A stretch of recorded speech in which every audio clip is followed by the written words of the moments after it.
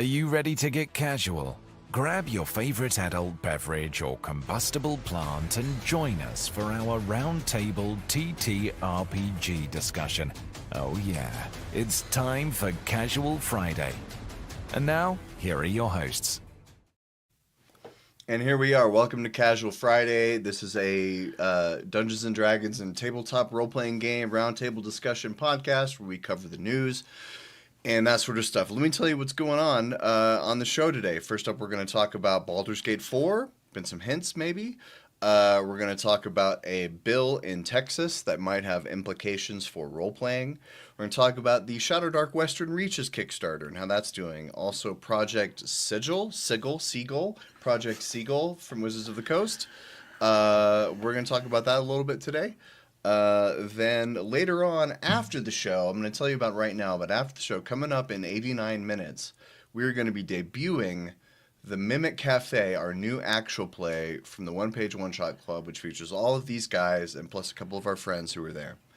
Later on, we're going to talk about resources and resting. We're going to talk about how that works, some ideas we have for maybe improving that on our Creator Corner. And then I've got a show and tell after that. Stay tuned. That's going to be coming up a little bit later. We're going to talk about some news with BattleTech. And our roundtable discussion is about forever DMing. All right. Hello, everyone. I'm GM Jim. How are we doing? Let's say our names real fast. Brad Wolf with Dired In, and I love the fact that Jim always surprises us with stuff that we don't know is going to be on the agenda. Yeah, keeps it exciting. I'm Ryan Doyle, but you know that because either you know me or it's on the screen, or both. Right. And I'm your master of ceremonies, and you never know what I'm going to do next. All right, so for the first up, we're going to talk about Wizards of the Coast has hired the director of the Dragon Age Veilguard, which was a game that apparently didn't do very well. I played it and I enjoyed it. Not as good as Baldur's Gate 3, but it was still pretty enjoyable. Well, they have hired away Corinne Bush probably, Buscahy, at Skeleton Key Studio, which is a studio I'm assuming that Hasbro owns. And so the thing is, over the last couple of months, various WotC people in some interviews have kind of hinted a little bit that, we know people want more Baldur's Gate, and we're excited to continue telling stories. And they've said, they haven't announced anything, but they've said some very vague things about a potential Baldur's Gate 4. Now they're hiring someone with experience designing deep RPGs, and now that Larian is out of the picture, Larian Studios, who made Baldur's Gate 3, they're going to do their own thing, probably because WotC didn't want to give them enough money to make Baldur's Gate 4, would be my guess. And so I don't know. It could be Baldur's Gate 4. It could be something else. Could be another Dark Alliance, which was a D&D game that was not very good. But what do you guys think about this? Do you have any thoughts? I mean, I feel like it would be dumb of them not to make a Baldur's Gate 4. The question is, can WotC really do a Baldur's Gate 4? Can they do a game that's even close to as good as Baldur's Gate 3? They don't have the best track record with video games. I mean, when they license it out and let somebody else make it, yeah, they've got, they've made some good games, but a lot of the games they've made in-house have not been impressive. I'm looking forward to talking about this in a year or two when they make about 80% of this game and then cancel it. Just like Sigil, Baldur's Gate 4 is canceled. Yeah, the thing you have to know about Baldur's Gate 3, one of the reasons that it was so successful, partially had something to do with the D&D IP. It would not have been... Larian is the studio that made Divinity in Divinity 2. And if this had been Divinity 3 and didn't have any D&D lore with it, it would have still been a popular game because Divinity 1 and 2 sold really well. But this sold bonkers. Right. Way beyond those the two games. Probably had a lot to do with the IP. But the reason that this game is so good was that they spent 7 years developing it. And some of those years were spent.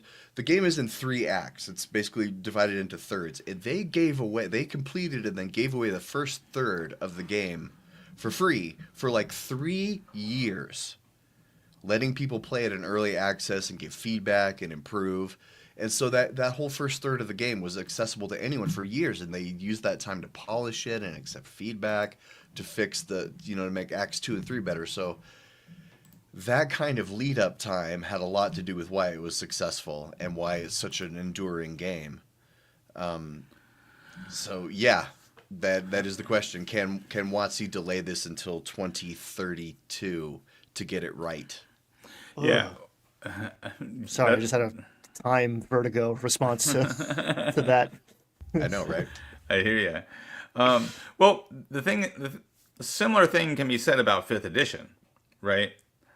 Is, WotC really took their time with D&D Next, and developed that game with a lot of input from the community as well, right? So I think that's, and I think that's just a reality. Like when it comes to making games, you need a good, ramp up to get the game to a, not just a good status, but to get them to a great status, you really got to put time into it. Mm-hmm. Yeah, that's true of tabletop or video games. Playtesting is huge and often skipped over. And just time. I mean, a corporation's looking at the next quarter. The CEO is not making a 7-year plan. There's three job changes between now and then, as far as they're concerned. They're looking to retire by then. So no one's looking to make the best possible game in that sort of a timeline. And we've seen this happen with Sigil recently, right? Because the upper management said, "Hey, make us this thing," and then the devs made a thing, and then upper management said, "Wait, this isn't what we told you to make." And devs said, "Well, yes, you did." They said, "Well, we thought it was something completely different." Now, at this point, 2 to 3 years into the process, they could have said, "All right, well, make this thing into something that can make money." And invest 2 to 3 more years into it to get it perfect, but they pulled the plug. So when Baldur's Gate 4 has when the company is struggling in 2027, they can either cancel Baldur's Gate 4 or lay off 5,000 people. It's probably pretty easy to see. Yeah, Nacho, they are giving away minis on Sigil. We're going to talk about that a little bit later on in the show. All right, any other thoughts on that? We're ready to move on to the most pressing political issue facing our generation. We're going to talk about it right here on the show right now. In Texas, there, according to Rascal News and some other outlets, there is a bill in Texas right now that is called the Furries Act. And the Furries Act stands for the Forbidding Unlawful Representation of Role-Playing and Education Act. I think there's a couple missing letters. Some of those letters don't match up, but it's Texas. So what this is there was a rumor a few years ago that some children were identifying as animals and they were pooping in litter boxes, and of course this is false. This never happened. It's provably false. And even Joe Rogan, who first thought it was true, later admitted it was false. And if Joe Rogan says it didn't happen, it definitely didn't happen. Because if Joe Rogan says it happened, maybe it happened. But if he says it didn't happen, I'm kidding. That was stupid. Anyway. Joe Rogan course corrects. There you go. That's what I should... Yes, thank you, Ryan. If Joe Rogan issues a retraction, it was real bullshit. So the thing is, this bill... well, I want to hear what you guys think about it. Then I'll give my feedback. So, Brad, Ryan, what you got? Well, go ahead, Ryan. I have promised to behave myself today, folks. The import here is minimal. We're not going to feed the kids lunch anymore, but we are going to police this sort of behavior. Beyond all the politics of it all, first they came for the furries, and I said nothing. Because I was not a furry. But this is straight up. This is the Satanic Panic all over again. This is them teeing up like this applies to a D&D after school program. 0 steps. D&D falls into this. Oh, you want to play an owlkin? Deviant behavior, you creepy long-haired nerds? No. Illegal. You want to wear elf ears and come to D&D club? This could be, this could stop that. So the thing is, I think that the fact that the word role-playing appears right here is what has really drawn our attention. Even though, actually, I have the bill right here. It's not that long. It's only 10 pages. I read it this morning, and there's a couple of pages that are really relevant, and I'm not going to actually go through and read the pages. That would be crazy. But essentially, this has nothing to do with role-playing. It talks specifically about the way you dress, and there's all these exemptions in the bill about you can dress this way for a school play, etc. It's really stupid, it's a stupid bill. But I think the thinking, calling this the new Satanic Panic, it's really just the fact that it has the word role playing in the name, which I think was there they really needed a second R for furries, which I think is probably the number one reason why the word role playing is in there, and it's not there. I don't think they're coming for the D&D clubs. And in the Rascal article, this attorney, Noah Downs, says they could use this to do all kinds of terrible things. But they're not coming for the D&D clubs, though. They're not coming for the LARP clubs. I don't think anyone has a sinister agenda to use this to destroy Dungeons & Dragons in Texas. That's all. That's my take on it. Yeah, but my response to these kind of things whenever they come out is anything that's like just squashing somebody's freedom, right? That just sets me off. I'm probably, if I had to pick an alignment, I am chaotic good. I do not like authoritarianism in any forms. I don't want anybody telling me what to do, much less telling me what to do with my kids. So right. Let me be clear. I'm not in favor of the bill. Oh yeah, no. I'm just saying that it's not, the sky's not. I don't think the sky's falling on the TTRPG community. No. Furry Full disclosure, Jim be up in co-sponsored arms. it.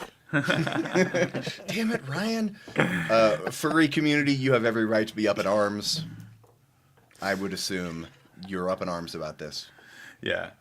I mean, I don't think, I'm not actually scared of this, but it's one of those things that's irksome for me, right? Like, why are we wasting taxpayer dollars spending time to research and write a bill like this?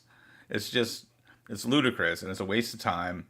And, but in the back of my mind, because 10 years ago, I was like, no, I can never get that bad. And, we keep getting worse. And like, so that my thing is like, there's a slippery slope here with this kind of stuff that just rubs me the wrong way. I just had a thought. We're no longer at the top of the incline, looking out over it. We are currently sliding down the slope. Yes. I just had a thought. If there is a sinister back door to this bill, it's probably into school uniforms. That's probably what they're trying to do. Go into school uniform. Anyway, that's not important. That's just my conspiracy theory brain. It is great to have an international audience when we're discussing this like uniquely American, like, hey, there's a mascot proviso in this bill. It's crazy. I will say, my first response was very similar to Jim's of like, whatever. Like, this is the latest thing to get up in arms about, and I got a million of those things that I'm actively trying to ignore for my mental health. The last time I had that response to a Lynn Codega article where I was like, no way. I was kind of caught with my pants down. This isn't some schlub. This is the person who broke the OGL. Like, I don't know if this is Chicken Little, given the current political climate and given the reporter. Like, I think considering sources, especially in this day and age of nonsense, is important. So I do think, maybe maybe it's more than a step away from impacting the D&D community, but like, it's a thing. This is a thing. And what can come after it is pretty scary. This is, it's bad. It's bad. It's an encroachment on freedom, period. And it might hurt us nerds. It might be something that you care about, people. Yep. All right. So I think that was a lively discussion, and I think we're ready to move on to less tangential things. So next up, you might have heard just out there in the wild or on this show about the Western Reaches. Kelsey Dion and Shadow Dark do not sponsor this show, but we would welcome that because we say good stuff about them all the time. But their Kickstarter that's been going on for 2 weeks now, it broke $1 million on the first day.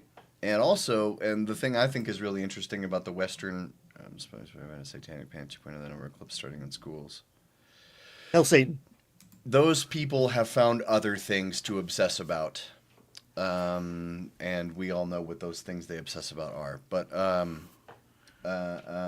what was I talking about? Oh, yeah. The interesting thing here is the original Shadow Dark Kickstarter only hit 1.3 million. This one has already surpassed it by 25%, and there's still there's still about a third of the Kickstarter left to go, which this speaks quite a bit to Shadow Dark's not only enduring popularity, but increasing popularity, right?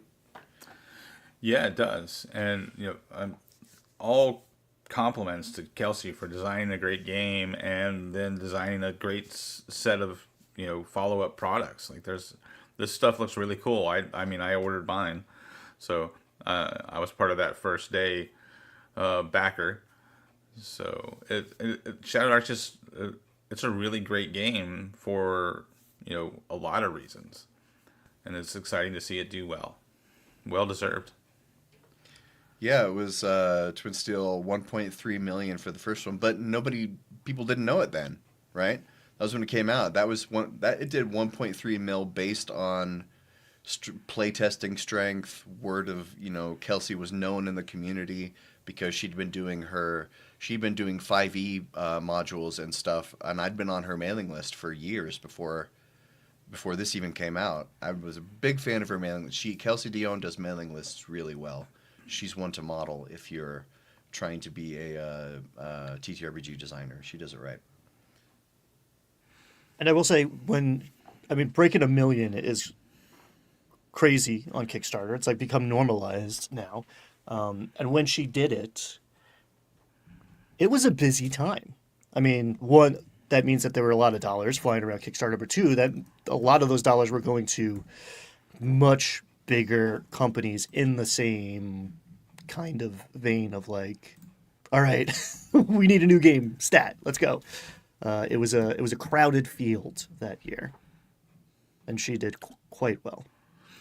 Yeah, well, and she was ahead of the curve, right? Like everybody, when the OGL hit, people were looking for alternatives, but Daggerheart and MCDM and DC-20, those were all like being announced. Hers was here, ready, So, yeah, it was perfect timing. So it's a combination of her being really good at what she does, creating a great game, and then also, like I said, being ahead of that curve when the OGL caused the diaspora. It does go to show you like how you don't always know what's an opportunity and what's a disaster, because like, yeah, that was like the perfect storm for Shadow Dark success, and I haven't asked her personally, but I'm sure in the moment it felt like quite the opposite when she had to delay the release of her game to hire a legal team to go over it with a fine-tooth comb. I'm sure that felt real bad. Yeah, I mean, she told me that in person. Yeah, that you're exactly right, Ryan. It was she was in panic mode, I think, was actually the phrase she used to describe it, if I remember right. Yeah. Well, real quick, while we're on Kickstarters, Latecomer Games Crescent Queen Kickstarter that we talked about last week, it's fully funded already. So, hey, all right. Yeah, it's a good job to Latecomer Games, and if you want a inexpensive but exciting Fae-themed adventure, go check out the Latecomer Games Kickstarter. You know, Twin Steel, this is an interesting point here about Shadow Dark being based more on DCC than 5e. I was just thinking, I wonder if one of the reasons for Shadow Dark's success is because most of the other prominent games during the last couple of years have been leaning toward crunch.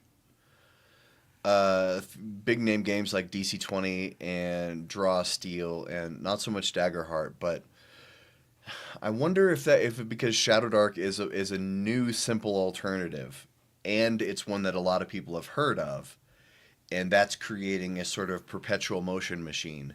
You know, people play D&D because they've heard of D&D, not because it's the best game out there. And I wonder if more people are hearing about Shadow Dark, especially people who've played D&D, and the fact that it's a simple alternative. It's like what Dungeon World was meant to be the anti-4E because it was much more simple.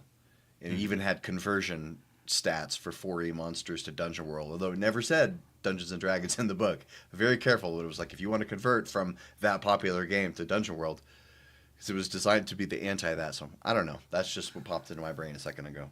Yeah, well, I mean, technically Shadow Dark is built off of 5e because she uses the license to be able to use, you know, monster names like Hook Horror and stuff like that, right? But there's clearly connections to DCC because Shadow Dark is definitely inspired by like BECMI and BX versions of D&D, which DCC is also inspired by, right? So, you know, it's like, you know, things in the genre start to look similar to each other because they're all inspired by, you know, the same core products from, you know, the 70s and 80s. Yeah, I'm curious, is it like the roll to cast aspect that DCC is, that some people are claiming DCC? I don't know, there's so much like cross-pollination that Yeah. it gets very That's the word for difficult it. to like trace the lineage of everything. It's one big, I don't know, you say Gygax and people start yelling at you. We're not talking about Dave, you know, like it's a 50-year-old problem. Yeah. Oh, Nacho has an interesting comment here. Legends of Evantris has reached 2 million subscribers. Legends of Evantris, is that the one where one of the guys has long hair and he's like clearly the comedic relief guy? He's like insanely silly. I feel like I saw a bunch of TikToks of that guy during like the 1 week I tried out TikTok. Right? Nacho, let me know. Legends of Evantris, I think there's one long-haired guy who's really funny. Anyway, but 2 million subs, that's pretty good. That's probably third behind Critical Role and D20 in terms of popularity, right? I don't know if you are a Crit Role fan. I saw something the other day. I saw some trailer on YouTube that Luis Carrazzo and Christian Navarro and a couple other friends of theirs are doing a new actual play thing. And if you like Critical Role, you know that Luis Carrazzo and Christian Navarro are like the two best guest stars they've ever had on that show. So I saw that trailer, I was gonna write it down, do it as a news item, then I forgot. So there you get half of what I remember of it right there. And you're welcome for that. All This right, is moving Jim's on. Corner. Sort of. Oh, I couldn't get to the overlay fast enough. The joke is gone. Moving on. So last week we were talking about Sigil VTT and about how all the people got laid off, and the big hullabaloo in the TTRPG community was that Sigil was quote unquote canceled. And we talked about it, and it hasn't exactly been canceled. It's just sort of been pushed out the door before ready or not. It's just sort of been released in its unfinished, still hibernating, still incubating, that's the word I was looking for, still incubating stage. But what's really interesting is, so I just got an email, I think it was this morning or maybe yesterday, that you can get minis for Sigil. You can still download Sigil, and it says you get these minis for $0. I don't know what I did to earn these minis, because I remember when I signed up for Sigil, which I was never able to download because I don't have a PC, I only have Mac. They sent me a code for a gold mini. It was like, you can get this gold mini for free. We're going to give it to you for free. Isn't that amazing? Isn't that kind of us? And but now it looks like everything is free. The Dwarven Couture pack. the Mimic. Yeah, well, because they're just rolling it into part of D&D Beyond, right? So if you're a D&D Beyond subscriber, that's why you're getting all this for free. And all of this is clearly stuff that they designed a long time ago. They've probably had this email scheduled to go out on Thursday, March 27th for months before any of the, before Andy Collins spilled the beans about everyone getting laid off. So none of this, everything in this email was decided before those people were laid off, probably.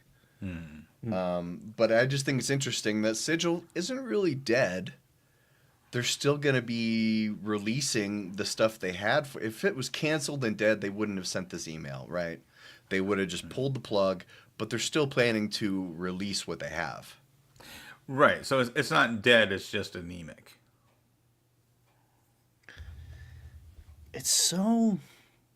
The part I always come back to is not like the evil cash grabbiness of a corporate behavior.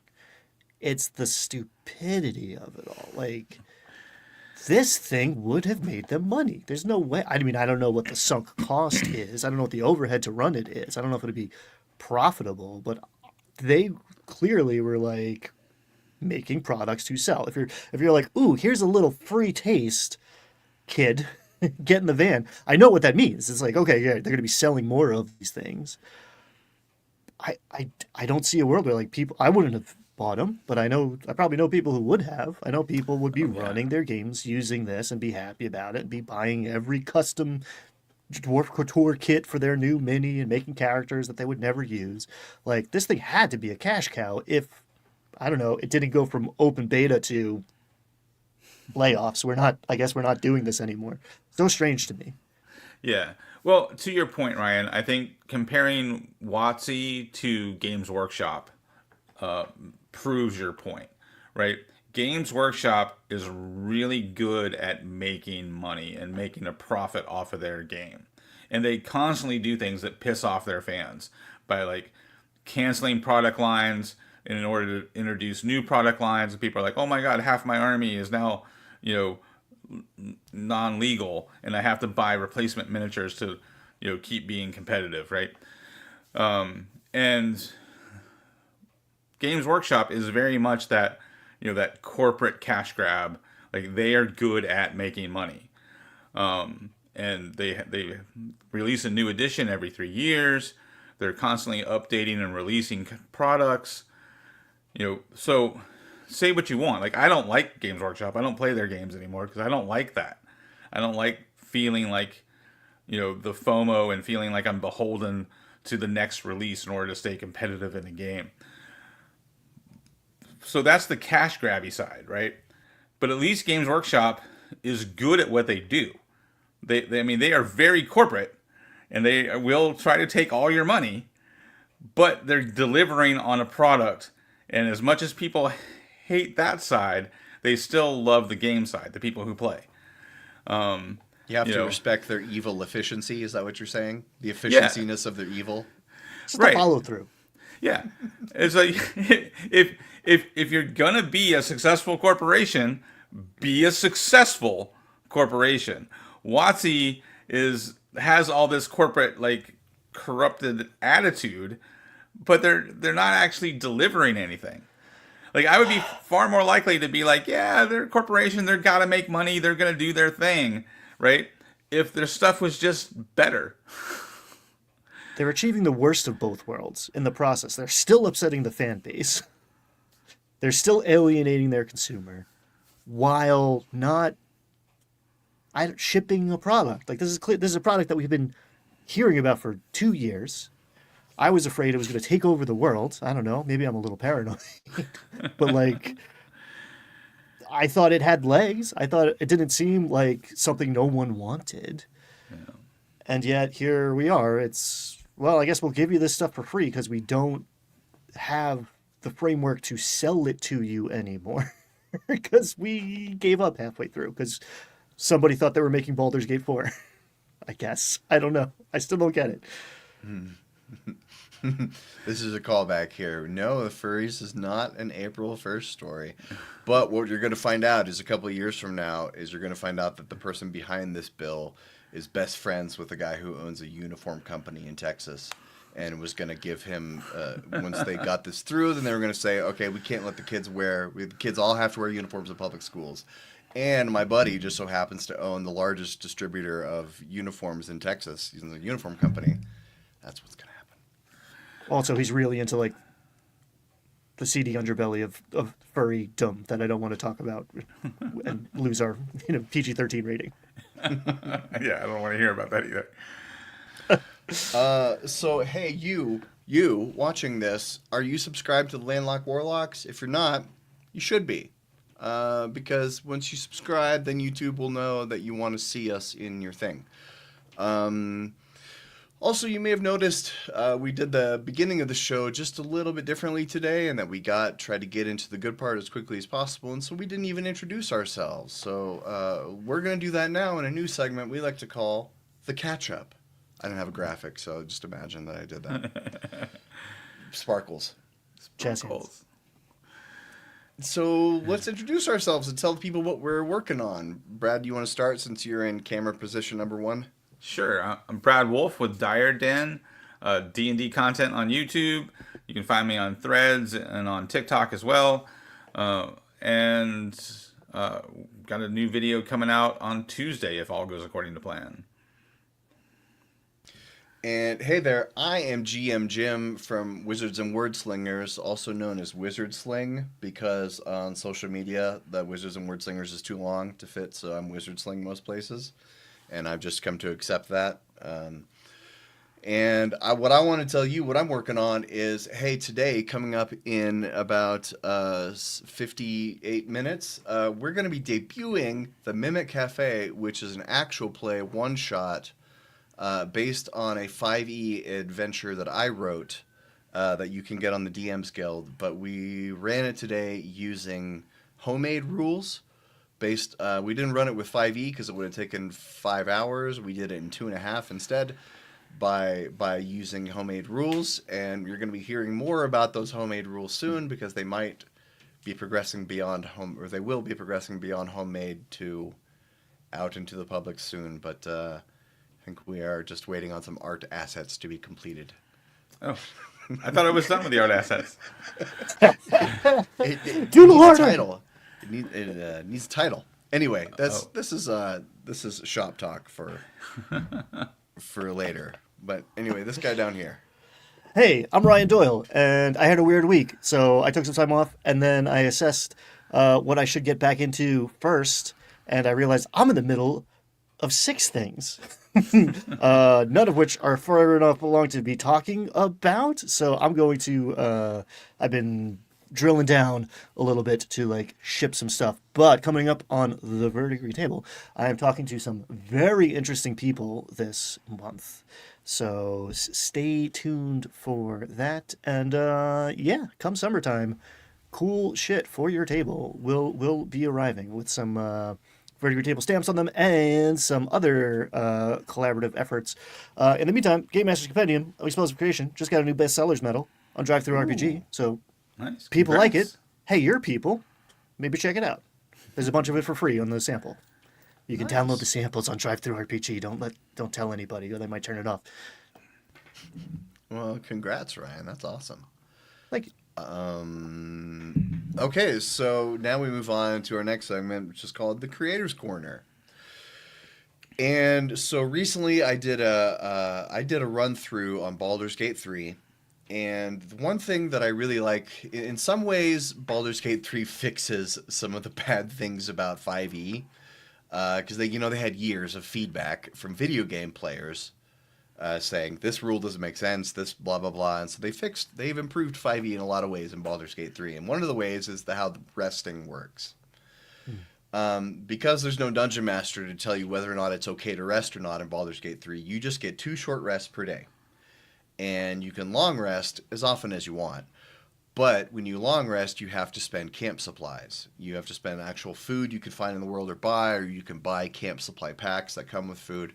So you have to have a certain number of these to long rest. If you don't have that number and you long rest, you only get back a percentage of your stuff. You sleep all night, but you only comes back like a short rest. And so I was thinking about this, and I really like the idea of divorcing resting from resource recovery. That's where that led me here, because I was thinking, so what if, so yes, it's D&D and you have to sleep every day or you get exhaustion. You need 8 hours of sleep unless you're one of those species that doesn't need it. But what if you don't get the resources back when you long rest? What if instead in D&D everybody gets a little magic pouch and it comes with a little magic cupcake? And when you eat that cupcake, you get your resources back. And you'd make it so you couldn't game it like, if you destroy one, it creates another one. You can't have more than one at a time. Blah blah blah. You have to think about all the ways players are going to game it, right? But you get one a day, and that's it. And I think what I like about this is the idea that most people are probably going to eat that cupcake before they go to bed, right? So they can have their stuff back the next day. But what if you really need it earlier in the day? You can eat that cupcake, but then you might really regret it later on. You might have extra challenges. Twin Steel, you get the cupcake once a day. It's a little pouch. You open it up. There's my cupcake. And then you eat it. So, I don't know. What do you guys think about that, or about the idea of resources and resting, separating the two, or ways to improve on how 5e does it? And chat, we want to hear from you too. Warforged is already in the chat. Yeah. Yeah, no, I think it's an idea worth exploring. I like it on the surface. I'm just trying to think of like what all you could do with it and where there could be hiccups. So just kind of thinking through it, kind of on the spot. So what happens when you've got the one person who is, has eaten their cupcake and then and then they take a long rest, they get their cupcake back, right? And so they're kind of in that cycle of, I'm going to eat it every time I need it. And then the other person is like, no, I'm going to eat it when we take a long rest. Does that put them on like kind of a different schedule? And if it does that create a problem? Well, I mean, if we're going to get into the mechanics, I guess your pack creates a cupcake every 24 hours. Mm-hmm. And you can only have one. You can't eat more than one in 24 hours. That should solve all the mechanical problems, right? I would think so. I'm just trying to think it through, but yeah, I would think that would work. And then, so then the long rest is just to prevent exhaustion. Yeah. Okay. And are we using short rests at all with this? I guess. Mini cupcakes. Mini cupcakes? The short rest would just be as normal, I guess. Yeah. Yeah, it's interesting. Just trying to separate, because that's really, I think, the complaint about the adventuring day, right? The complaint there is that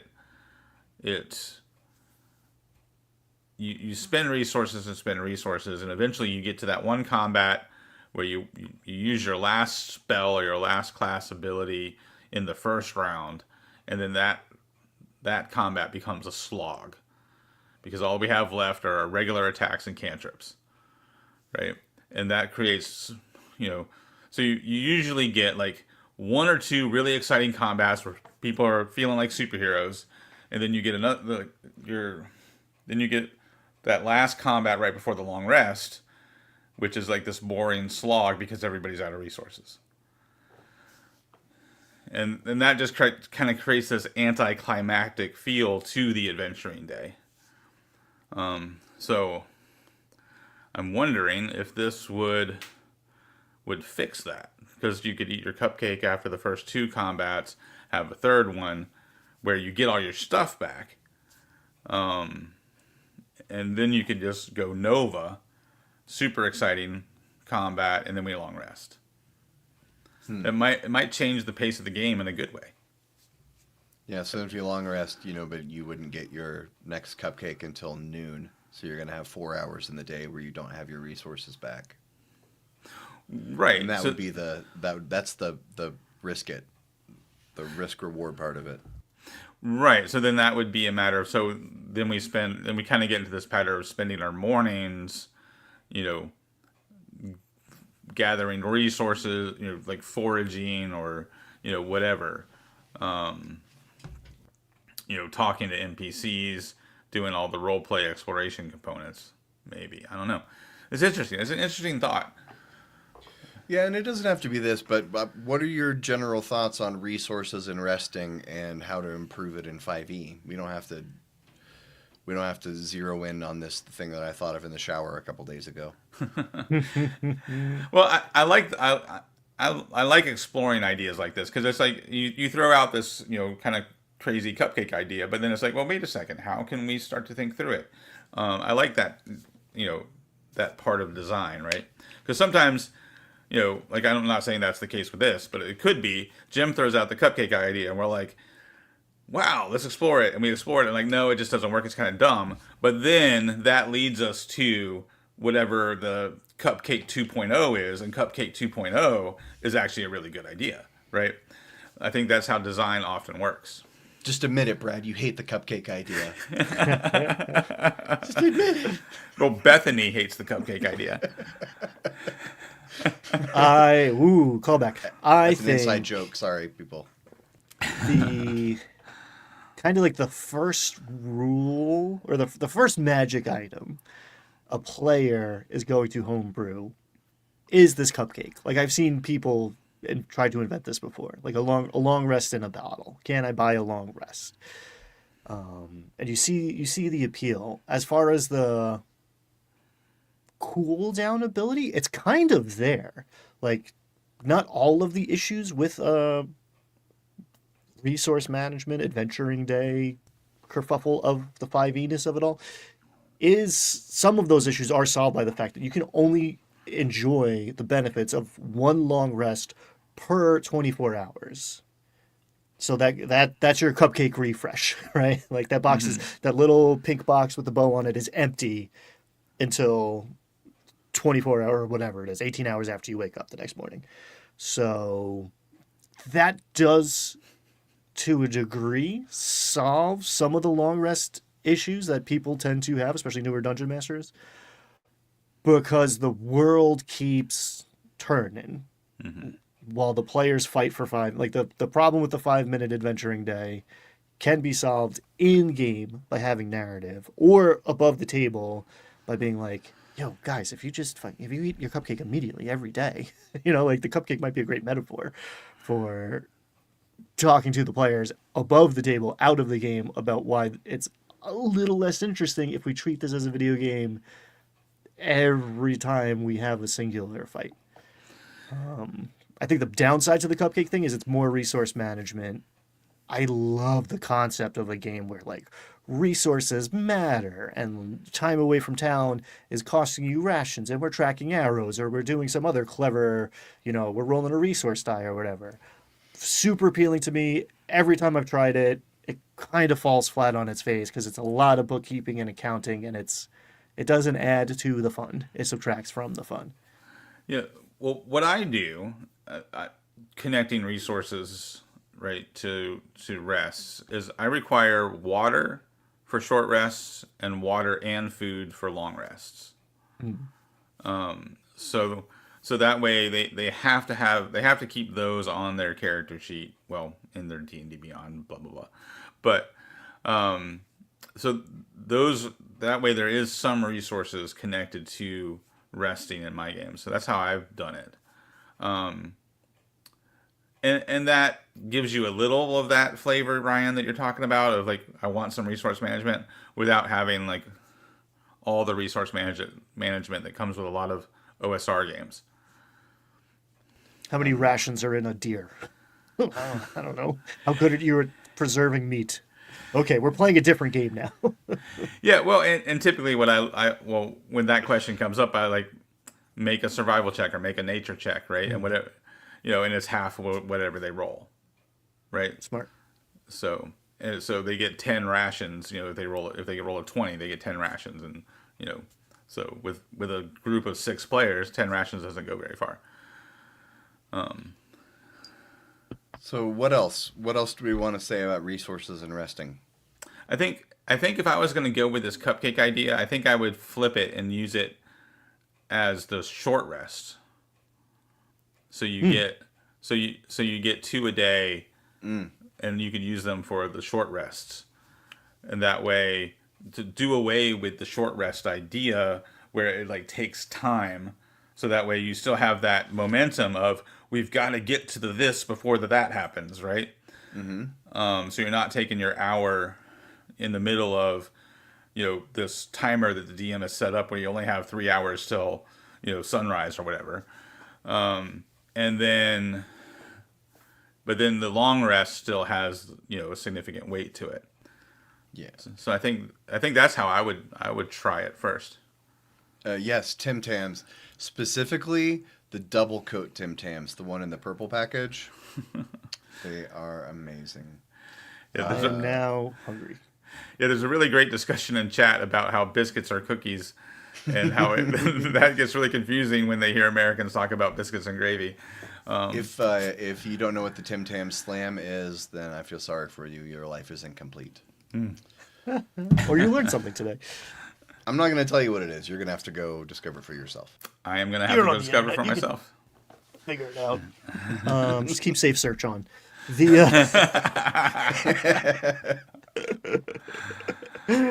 Woo.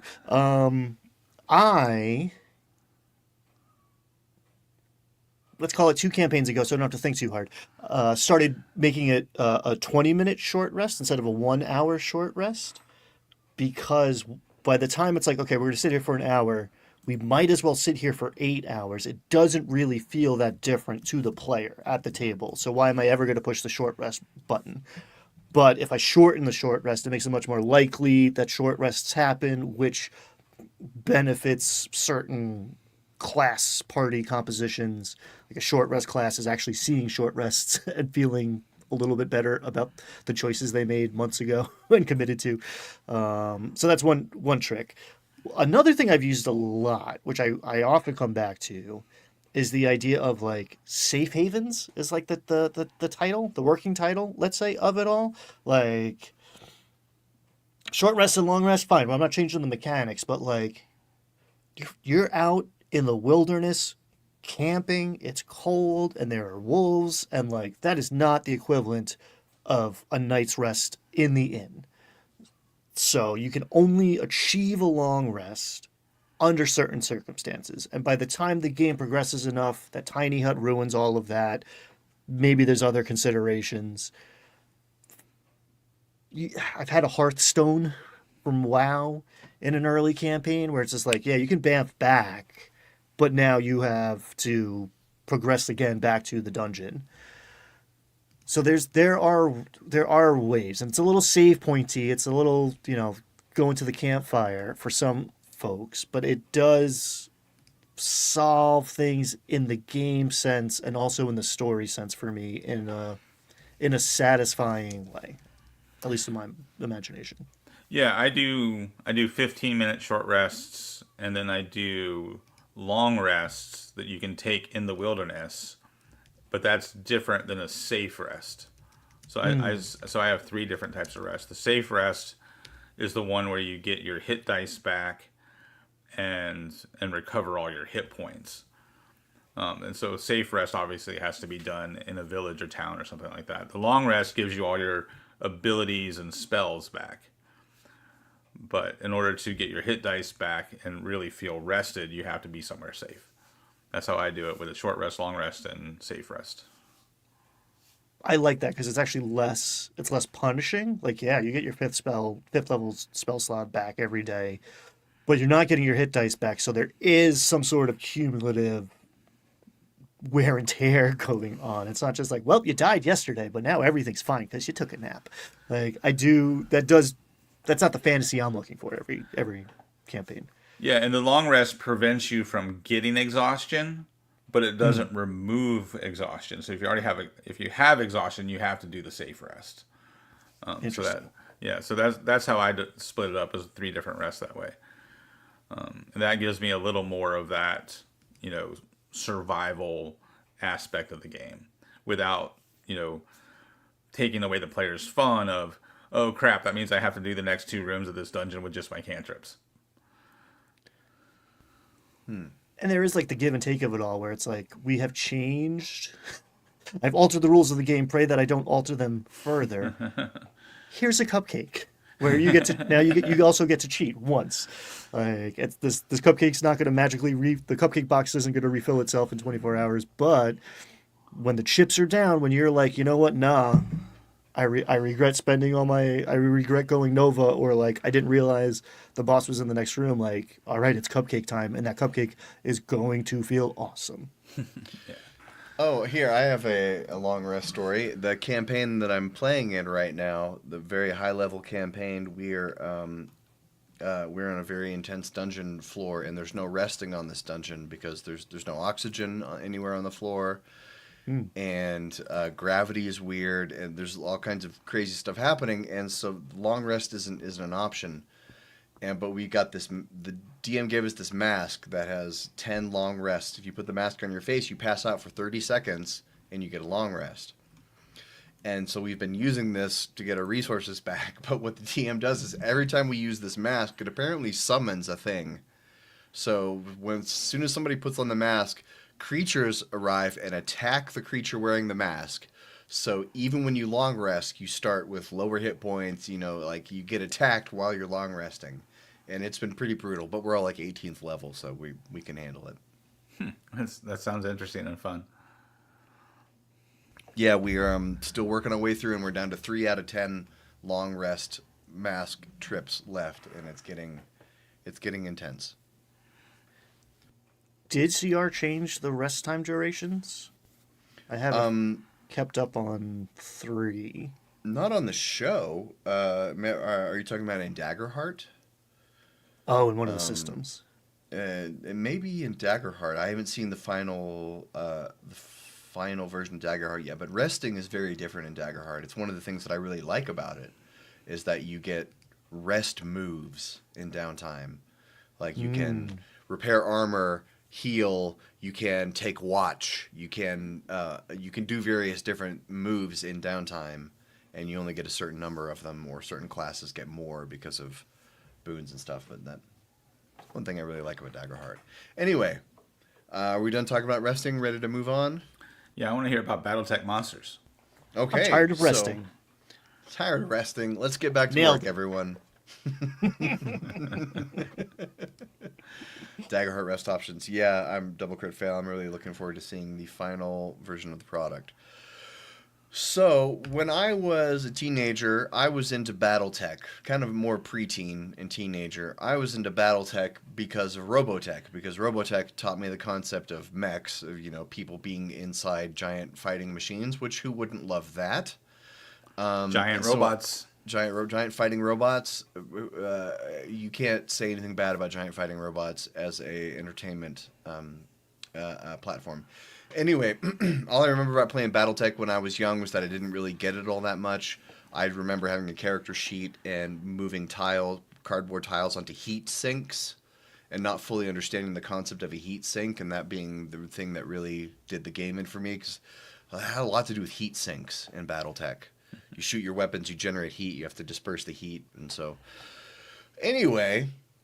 BattleTech was a war game and dipped its toes into RPGs a little bit, but now the newest version of BattleTech is apparently coming out with a bunch of new lore, and they're including kaiju in as part of BattleTech, so they can sell a bunch more minis, I assume. Mm-hmm. Brad, you are Landlocked Warlock's chief wargaming officer. What do you think about this?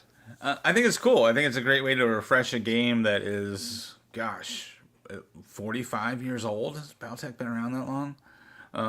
I think it's cool. I think people are excited about it from what I can tell online. I don't play BattleTech regularly, but, I haven't played BattleTech since I was a kid. But like you, Jim, exact same. Started with Robotech, found BattleTech, and, we played it a bunch as kids, actually. And it's a really fun game. The mechanics of that original, like people still play that original version from like 40 years ago or whatever it is. It's pretty clunky now, but the new they've got a newer version, like like all the games do, and this looks like a pretty cool thing. The only complaints I've heard about this is that they do it on Kickstarter. So, which is great for the company, right? You make your money up front before you ship all this product. The problem is some of the game stores are starting to complain a little bit about the BattleTech model, where everything they do is coming through Kickstarter first. Because by the time the products actually get to the game store, the excitement and the momentum is waning. So the game stores are kind of warning the folks at BattleTech that maybe they need to kind of break up this model a little bit so that they don't kind of force their product out of the game store. Because the risk that the game store owners are saying is that if you're doing only Kickstarters for your new content, then we're less likely to stock the stuff on the shelf, because by the time it gets to us and we can put it on the shelf, there's not a lot of enthusiasm for it because the people who really want it have already gotten it from the Kickstarter. So that's the only drawback I've heard about this new launch of BattleTech stuff. Other than that, everybody seems pretty stoked for it. Robots. Oh, whoops. We skipped over something. Do you guys mind if I do a show and tell real quick? Sure. Oh, no. Looking forward to it. Okay, so I don't think I've done this one on the show before, but if I have, it's been a long, long time. But I'm going to have to scoot back a little bit here. This is the Loke, L-O-K-E, Giant Book of Battle Mats. They're not sponsoring the show. I just was thinking about this the other day. This is if you can see on the back here, we see this book contains multitudes. These are all the different battle maps that it has inside. And it's all laminated, very high quality, 1-inch grid. And so you see it's like a 48 by 60, I think, is the size. But so we see we've got a bunch of different maps in here, and including it's got some just generic basic maps. You can also fold this in half if you're concerned about table size. And they also make pocket-sized versions that are 6 by 6, so you can open it up to 6 by 12, and then you could get two of those books and put them together. That's what I thought I would do if I ever needed to fly somewhere and was going to run a game, I'd get two of those little Loke battle mats. See this one. This book has had some use to it. But I really like this because it's got generic maps, plus it's got lots of different scenarios, and you can write wet or dry erase on it too. The little books, if you got two of them, you could lay it out and be 12 by 24, which is probably big enough for a battle map. But this is my giant book of battle mats. I've been using this for years, and I love it. Dwarven Forge is beautiful, but this gets the job done nicely for me, and I don't have to spend an hour snapping magnetic tiles together for a fight that may or may not happen. The bane of the dungeon master. For a Do you have long any time, thoughts on battle maps? I've been using the old school. It's not chess X, but the old school vinyl rollout map, and the only downside is if I pre-fill it, I get a little more railroady.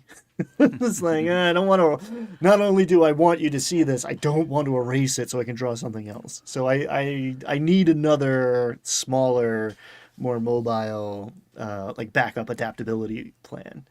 But half the time, I will draw the map in front of the players as they discover stuff. I did, and I'd actually like input on this. I did experiment with having the players map, because that is the old school thing that's lauded as such an interesting, and then damn, was that a disaster? The 7 different ways I tried it. I never got that to work in a fun way. Has anybody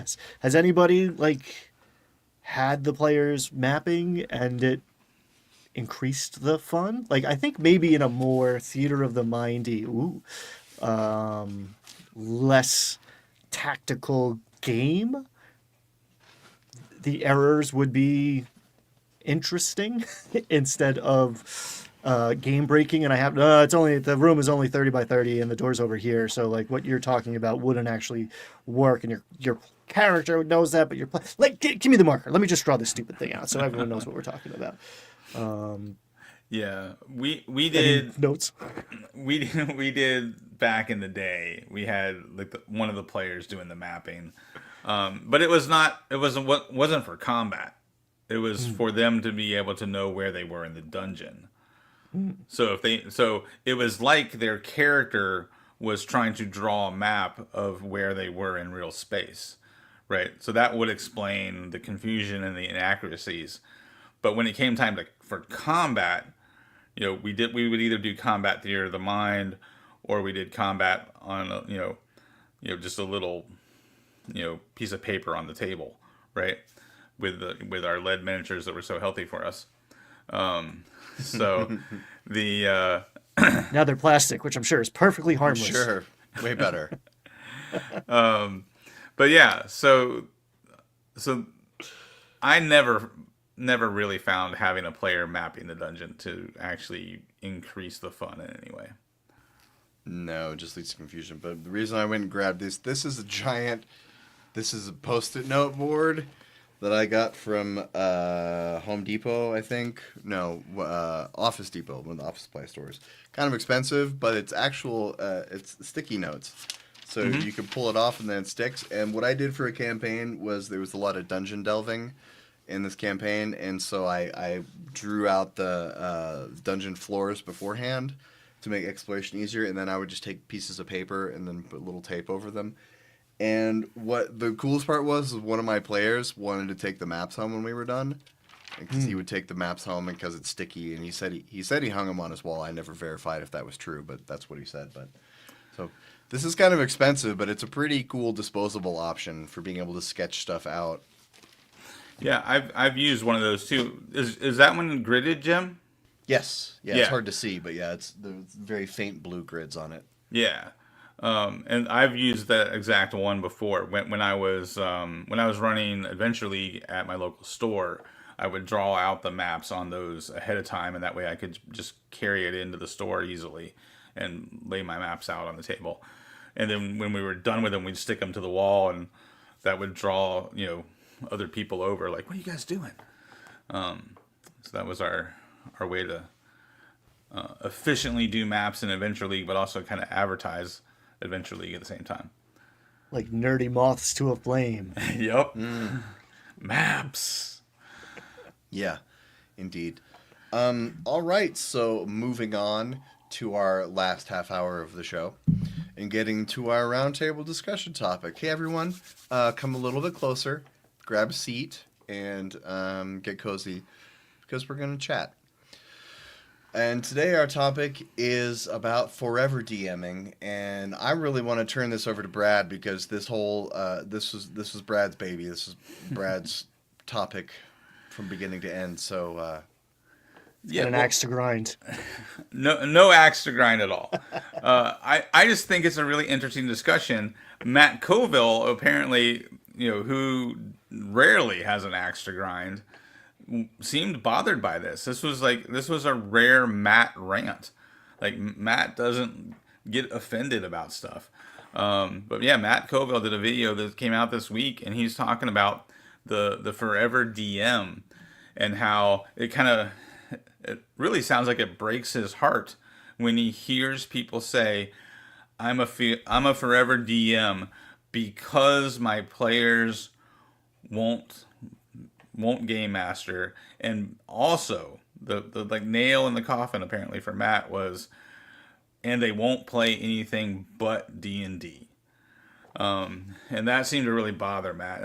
And I get that. Like, if I was in that situation where I didn't love DMing, but I felt pressured to do it, that would really suck. And so, Matt goes on to explain, I think he does a good job of explaining why, the internet tends to like kind of almost bully people when they come online and complain about D&D. And one of the things he says is people complain about what they love. That's what we do. But a lot of times people come on and they online, whether it's Reddit or a Facebook group or whatever, and they complain about 5th edition because they want to vent, because they want to say, I wish this game could be better. What are some ways to fix the game that I enjoy playing?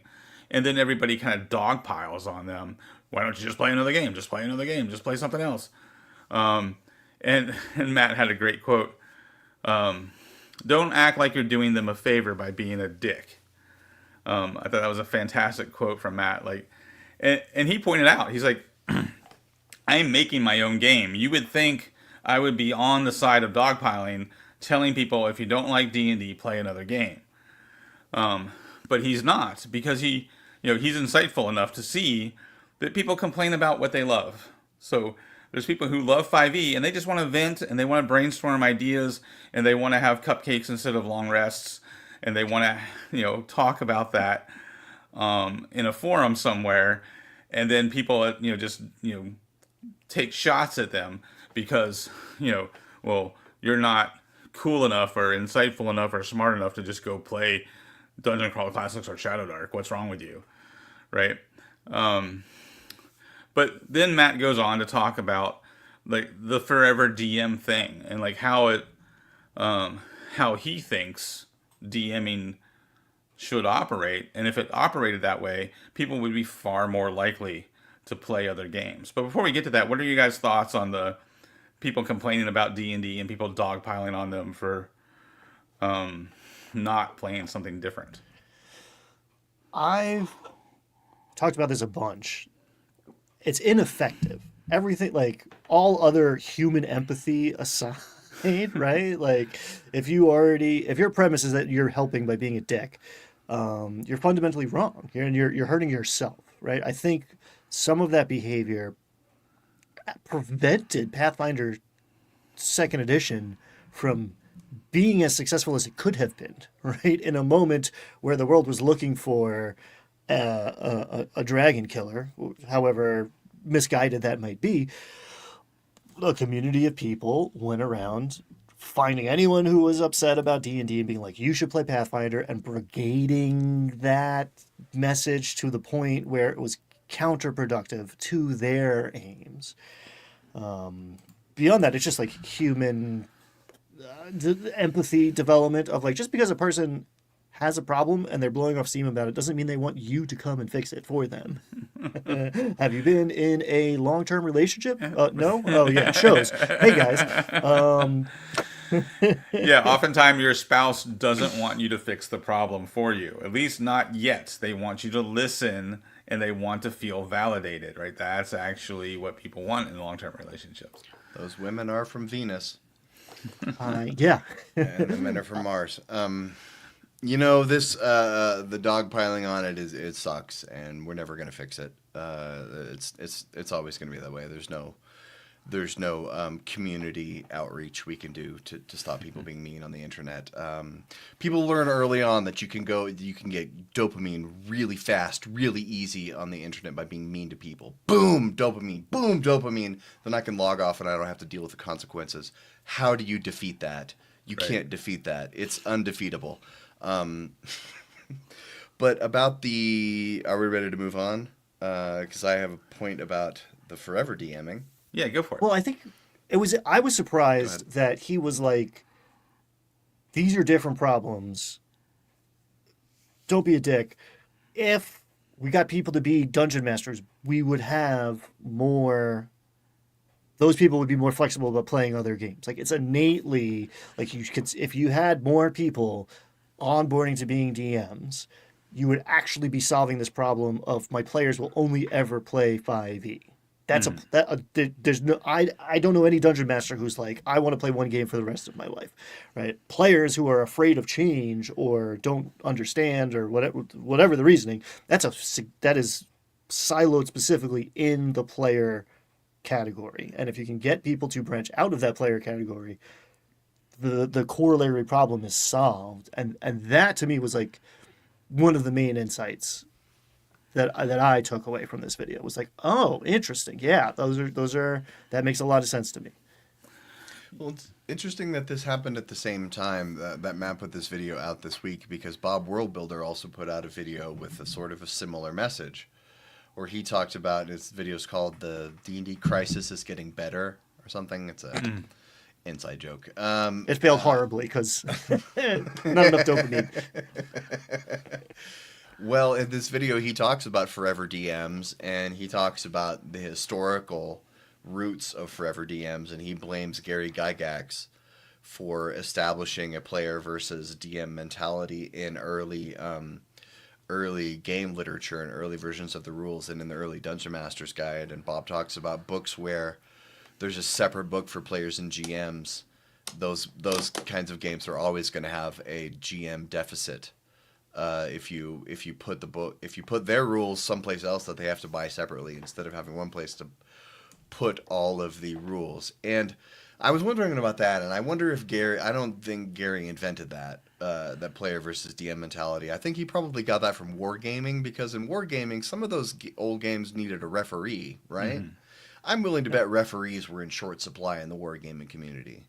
Because who would want a referee when you can play, right? So it's probably where referee versus wargamer is probably where the DM versus player mentality came from. Mm-hmm. But Bob's video, he talks about, he thinks that the new starter set is the step in the right direction, because the starter set, we've heard that it encourages handing off DMing from one chapter of the book to the next. And I think I don't know if this is going to fix the DM shortage, but I think Bob is right that encouraging people to DM from the jump, and encouraging people that you can trade, in a one-page one-shot club, we're all DMs, and we all run games for each other, and we take turns, and I don't think anyone's feelings get hurt in the process, because we're all DMs. We all trade off, and we all know you've got to take your turn in the chair sometimes. Mm-hmm. Being a DM makes you a better player, and being a player makes you a better DM. Yes, I think some of that Gygaxian language was like, kind of like a put on to be like, the cool kids are on this side of the fence. I think that was actually an enticement to get people to DM. Yes. There's no tone, and that's a 45-year-old written document from some guy in Wisconsin. So I don't know if it's the best copy, but I think there was a tongue-in-cheek aspect to that. I agree, and that's the point I was going to make too. And I want to come back to what you were saying earlier in a second, but to that point about Gary Gygax, back then there were no GMs, right? Or there were very few, because the game had just come out, right? So I think it was a way, like, this exclusivity of the DM was a way to draw people in. You want to be special, become a DM, right? So I think it was kind of almost like a reverse psychology kind of tactic to, get new DMs into a game that was brand new. And I think Bob's probably right that while that worked back then, it's now counterproductive now, because the culture of the game has changed. So that would be my kind of thought on Bob's take, because I largely agree with it. But like you, Ryan, I think it served its purpose at the time, back when Gary wrote that stuff. This is funny. I made a video almost 2 years ago now. It was one of my first videos, and I thought it was going to be edgy and controversial. I called it something like the Dungeon Master shouldn't have to chip in for pizza, which I firmly believe. The DM should not have to pitch in for pizza. And so I made a video. It was like, here's 5 reasons why the DM should not have to pitch in for pizza. This is all the stuff they do. And I got a lot of love in the comments from people who are like, hell yeah, we do all the work. We shouldn't have to pitch in for pizza. But I got a lot of comments from players who were mad. A lot of comments from players who were like, why do you think you're special? I got some comments from players who said that being a DM was a privilege, which I thought was interesting. And there's a couple of those commenters made me think that, like, your DM is probably a real prick who's a power tripper, and that's why you think it's a privilege because you want to have that power too. But I thought it was interesting. There was a spectrum of thoughts there around whether the DM was a desirable position or they should have to pitch in for pizza, though. Yeah, 100% agree. My wife didn't understand that when I first started hosting games of D&D. Once when we first were living together, she's like, "But you're the host. You should be providing food." I'm like, "No, I'm providing the game. They're providing the food." That was very confusing for my wife. Who was like, "No, we have to provide food for people at our house." I'm providing labor. Yep. But yeah, I think Matt made some interesting comments in there about like how it's not fair for players to expect the DM to do this much work and not be willing to pitch in, to not be willing to run a few games here and there. And I thought those were all valid points. You kind of coming back to what Ryan was saying about the ultimate point of his video was that if more players were willing to DM, it would create a pattern of behavior that would lead to people playing more diverse games. And I thought that was a really interesting take because he says oftentimes it's learning a new RPG is easier than learning D&D. Like D&D is very convoluted because it has all this, all these components to, this legacy, right, of the game. So there's all this stuff in the game that makes it more complicated than it needs to be because we're trying to keep legacy content in the game. So he says it's actually much easier to learn new games. And then another interesting point, he said that changing DMs is often a more dramatic change than changing systems. So so if we're used to Jim being the DM, and then I DM the same 5th edition system, the game to Ryan might look very different. Even though we're playing the same game, Jim's style and my style could be very different. And once you get over that initial shock of those differences of changing DMs, then the shock of changing systems is not as dramatic. And then the additional point he made there was often once you start trying other systems, it becomes significantly easier to learn more systems. Because you can be like, oh, I played the Alien RPG, so then when I play Mothership, I'm like, oh, this is easy to pick up because it's so much like Alien RPG, right? I've played Cypher System before, and you're introducing what now? Oh, that's kind of like Cypher System, right? So you start to build this neural network of game mechanics and concepts, and you're like, oh, it's a roll under system versus a roll over system. I get that because I've played, Black Hack or whatever it is. So so it built. I think his whole point was trying to build a culture of having more DMs in your group, and therefore that would lead to playing more in different games. Because I think a lot of it comes down to ignorance, which is, a lightning rod of a word sometimes, but like a lack of experience, right, is maybe a more neutral way to say it. A person who's only ever played, not run, but played 5th edition, tends to have a misunderstanding of how difficult it is to play the next game, because the next game is probably going to be easier to learn than 5th edition, and all of that stuff that you learned from 5th edition comes with you. The point, another point that he made in there that Brad just referenced that like really struck me was, Jim running 5th edition or Shadow Dark is actually going to be more similar on average than Jim running 5th edition and Brad running 5th edition. Like the Dungeon Master is going to make a huge difference. And again, tricking the players into actually taking their turn behind the Dungeon Master screen. I don't know. I mean, I'm sure it's some people being selfish. Screw that guy. It's a privilege to do hours and hours of work to make sure that we consistently have a fun game night. Yeah, I'm sure that guy's out there. He's not at any of my tables because we chased him off years ago. But I think for some players, they do not know what it takes to be the dungeon master. They have zero experience with that. They don't know. They haven't literally experienced it viscerally. Selling that point, I don't think makes them more likely to run a game when you're like, oh, it takes hours of preparation, or maybe for 5e if you're trying to run a 1 through 20 campaign, but like making it as easy as possible, getting someone to take their turn behind the screen, and then having all these conversations where they have skin in the game and a frame of reference. Now we're talking.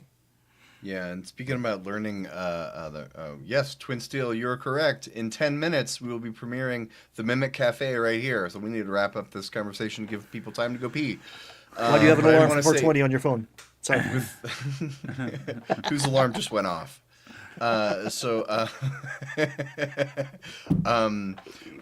regards to learning new systems, a few years ago, I talked some author friends of mine into playing D&D, and none of them had ever had any TTRPG experience at all. And so it was challenging to teach a group of adults D&D over the internet when I only see them for 2 hours a week. But we did it, and I played D&D for a couple of years with those people, 5th edition, and I feel like after 2 years they were starting to learn it. And then Daggerheart came out, and I was like, "Ooh, I really want to do this." So I was like, "Hey guys, can we switch to Daggerheart?" And they were like, "Oh God, what are you doing to us?" And I sold them on it by saying, "Look, you already know. You didn't know anything about role-playing games. Now you can play 5e, so you already know how to do about 75% of it. The other 25% is the specific rules for Daggerheart. But like, you know how to role-play, you know how to talk to NPCs, you know how to clue hunt, you know how to do all this stuff. The rest of it is specifics." So that's how I sold them. Yeah, and to the point, like what people are saying in chat, like Twin Steel said that they actually like being the forever DM. So Jim, if you could show that little survey I put up on Threads. Yes.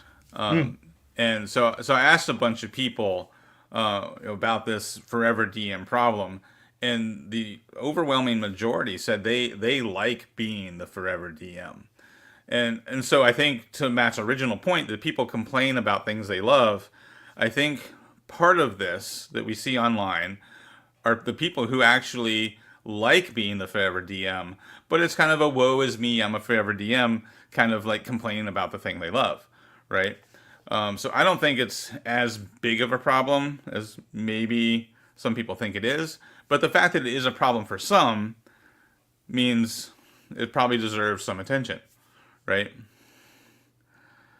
In a conversation, Diana the Rose used the term DM main, and I was like, yes, that is like, I'm a DM main. Doesn't mean I always want to DM, but like that's my preferred position. I rarely, if ever, felt like a forever DM. I think those are two different things, and I think having that like other term, like I prefer to be the dungeon master, I'm not stuck there. If you're stuck there, and no one else will play 5e, I think Kovo goes, they don't get a vote. If you're not willing to run the game, you don't get a vote into what the game is. There's plenty of players in the world. If you are willing to run a game, you will find people to play it. It just might not be the 5 people who are already sitting around your table, right? There might be a little bit of an investment of effort to start.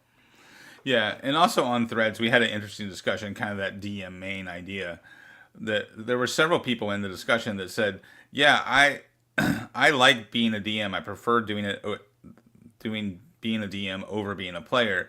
And we got into a whole conversation about ADHD because, that kind of works for my ADHD. Like being the DM, I'm involved in every turn, so I stay engaged more than as I do as a player.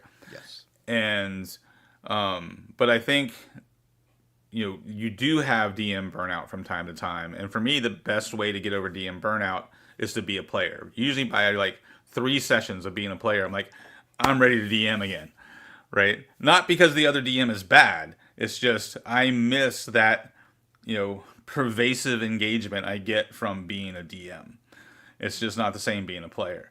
But every once in a while, I want to take a break and I want somebody to run a one-shot or a 3-part adventure or 4-part adventure, because that's exactly what I need to get motivated to plan the next campaign.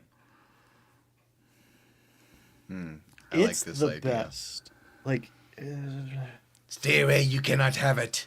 It is only for the chosen. You are unworthy. I started a YouTube channel in part to make it easier for people to run the game because it's the best. It is so much better to be the dungeon master. All you players have, if you've never done it, I mean, no one in this, I don't think anyone watching this right now is in this camp, but like, they don't know what they're missing, and it's a shame. Yeah. Indeed. Yep. It is. It's so much fun to be the DM. Indeed. Yeah, This is shout out to Jordan's GMuary. I didn't. It's been a rough year, guys. It's only March. I know, but I didn't hype it in January. But GMuary, Elder Goblin Games has this idea to solve this problem that we've been talking about for the last half hour. And hey, gang, in what is it, 7 months' time? Let's all get behind that and push. 8 months, 9 months. I like that idea. Yeah. That's Yeah. all planned content for January. I like it. Let's make it happen, Jordan. Okay, so we need to wrap this up because in 3 minutes and 30 seconds, right here on this channel, on the Landlocked Warlocks channel, we are debuting the Mimic Cafe, our brand new actual play, and this one is really, really fun. Trust me, guys, you're going to like this. We use a wild rule system that we invented, and it's very entertaining. And if you like the adventure, you can get it on the DM's Guild. I wrote it. And so go take the next 4 minutes to rest and recuperate, go to the bathroom, get a drink, and then we'll see you right back here. And so let's say goodbye. I'm GM Jim. I'm Brad Wolf. I'm Ryan Doyle. We'll see you back here in a couple minutes. Bye, everyone.